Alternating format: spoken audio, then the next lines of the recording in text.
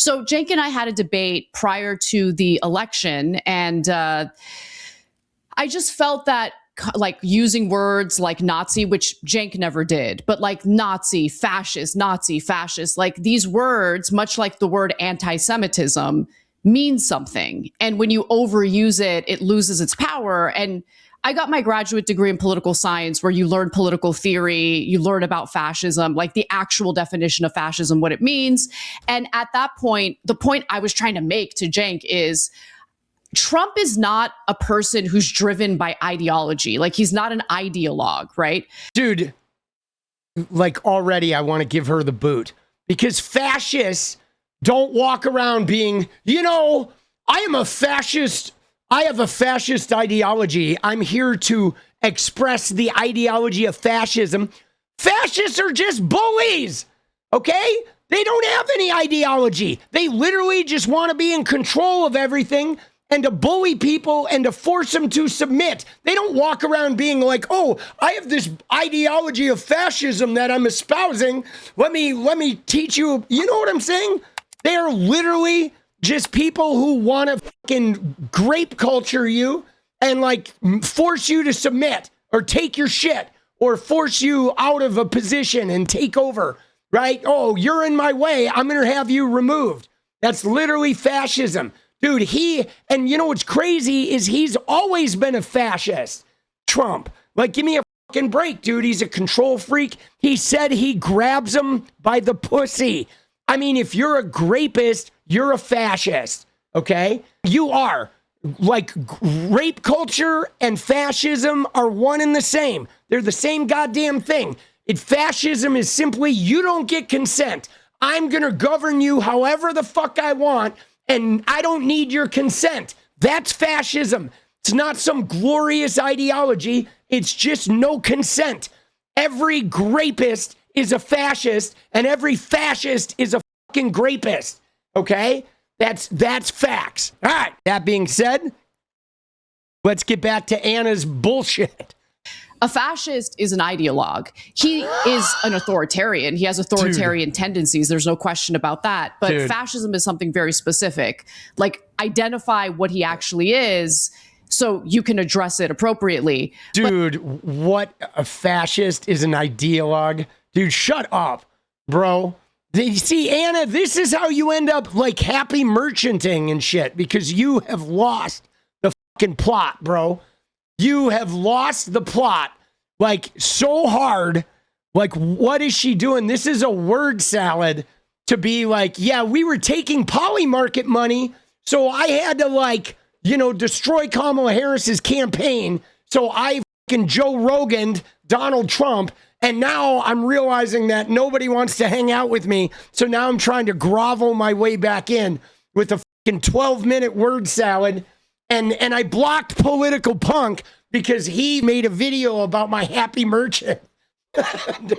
dude, what the fuck, bro? I'm like, we are 5 minutes in, and I'm already ready to like go through the roof, boss. But then he gets elected, and what he's carrying out right now through the use of ICE is fascism. Oh, yeah, no shit. So that was what I was apologizing for specifically. Yeah, never saw that coming. Like, with him saying, you know, just one day of violence and everybody would heal, right? Or saying all immigrants are vermin, all of his Hitler speak, and him saying, I'm going to be a dictator for a day, but just one day, right? And like, oh yeah, I'm going to put all my enemies in jail. Like, yeah, never saw that coming. Dude, give me a fucking break, dude. Like, dude, is she gonna apologize about Project 2025? Dude, yeah, they're eating the cats. Dude, they're eating my Yorkshire Terrier Jack Russell mix. They're eating my poodle. Engaging in that debate, my point wasn't that I like Trump and I'm going to vote for Trump and Trump is not a threat at all. I didn't vote for Trump. I've always been critical of him. And I do think that there's a faction on the far left that for whatever reason has like this weird interest in misrepresenting the point that I'm making. You know, those videos where they attack get a lot of views, and there's a financial component to it.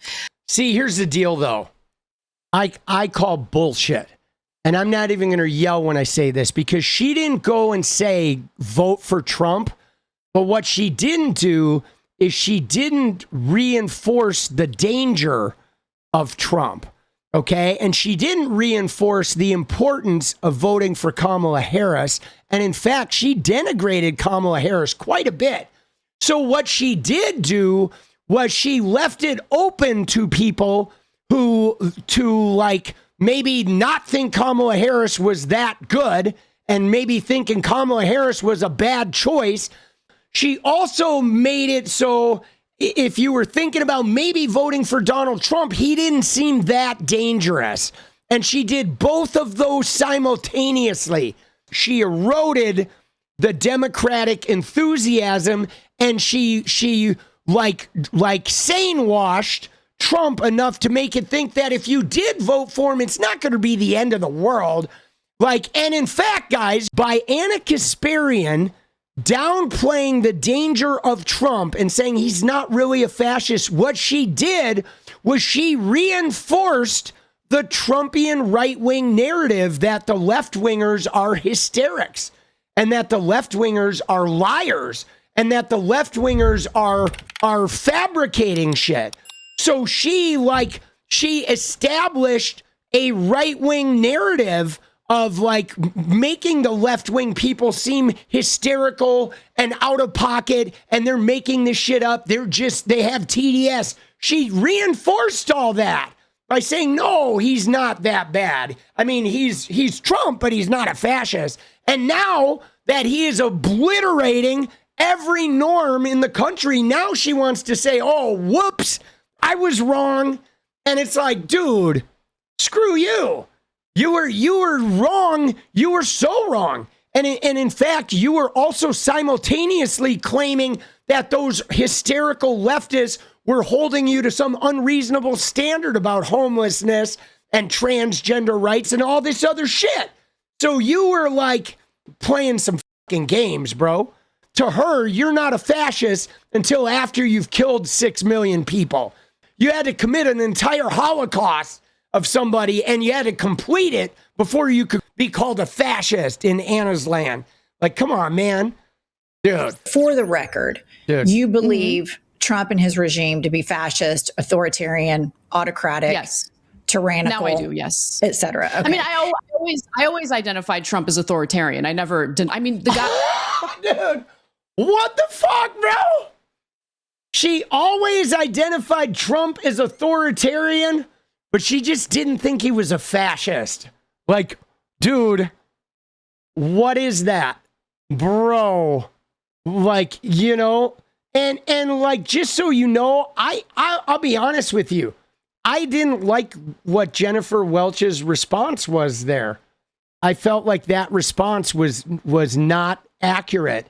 Okay, that, oh, so you don't just adopt a party position, you think critically. I don't think Anna thinks critically. I think if Anna thought critically, she would have correctly identified Donald Trump as a fascist. She would have correctly identified Kamala Harris as a way better choice, right? Like, she doesn't think critically at all. In fact, she thinks like with the cash register bell in mind, you know? I mean, come on, man. I tried to overturn the 2020 election. I'm not stupid.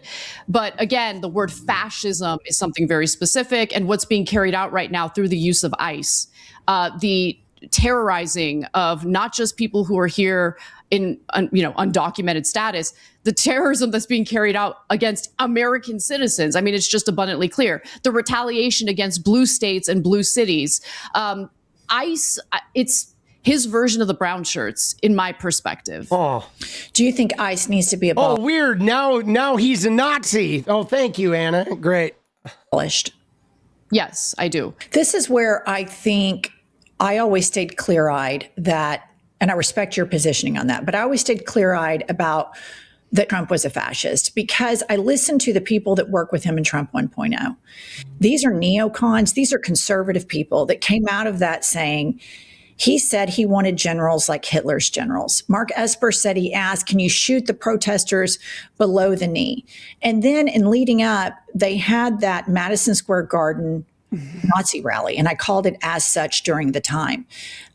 because I saw the overt nationalism and the scapegoating of immigrants. And during the RNC, the mass deportations now, which I'm so mystified that there were even Latinos for Trump, that they thought somehow they were going to get a carve out. And I remember them wanting them to hang Mike Pence. And I always was pretty clear-eyed on it. And I would even say to Pumps when we were podcasting as baby podcasters during the campaign that I suspect that they will have concentration camps. They are, and I think it's my experience living in Oklahoma versus you're living in California. I've lived around these Christian nationalists. I've lived around these fascism. I know how serious they are about this. Oklahoma has had MAGA Republicans before Trump ever came down the escalator. I know how diabolical and ambitious these people are with it. I know that they will scapegoat anybody, and I know that they will even betray the white Republican Christian men like Mike Pence that don't go along with it. So I always think about right now, people say, nobody's safe except for white men. And I'm like, Mike Pence sure as fuck wasn't safe. So it even goes beyond that. But I want to get into something that I think is. See, dude, this is like hard for me because I mean, Jennifer Welch obviously brought like really good points because I too, okay, I still see this where people, some centrists and some people like Anna used to do, where they say like, don't use the term Nazi to describe MAGA or whatever. They don't like the term Nazi because to them, you have to like gas millions of people to use the term Nazi. But like Nazi is like three things, guys. It is like uber nationalism. Okay. Right. That's number one is like unbridled nationalism. And then there's a targeted group. Doesn't matter who the group is. Okay. But it is like you have a bunch of nationalism and then you pick a group that is like the reason for all your problems. And then number three is you actively go and try to do something to that group. And if you have those three things, you are a Nazi, okay? If you are like, and it doesn't even need to be a government. You could like have a belief that your church denomination is superior to every denomination and that the LGBTQ people are the enemy, and now we're going to go take away their rights. That is Nazism, okay? You have the nationalism or the tribalism, you have a targeted group, and then you have a using power to make that targeted group suffer, right? That's it. That's the whole thing. That's all it is. And it can apply anywhere. It can apply to the evangelicals. It can apply to the U.S. government. It is literally like, it does not have to be like the SS, you know, and then there are some other signs of like, you know, having something like the Brownshirts. You have like a group, but like guys, before there was ICE, okay, during Joe Biden's thing, before there was ICE, there was the fucking Proud Boys.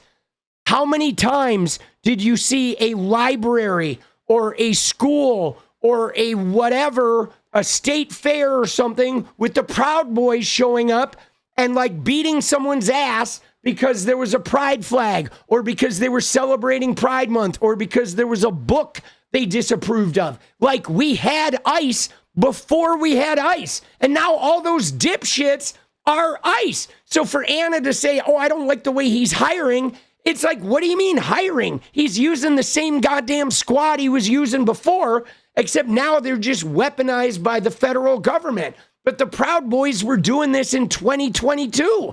They were doing it in 2017. I mean, Charlottesville, anyone? Remember the argument about the very fine people?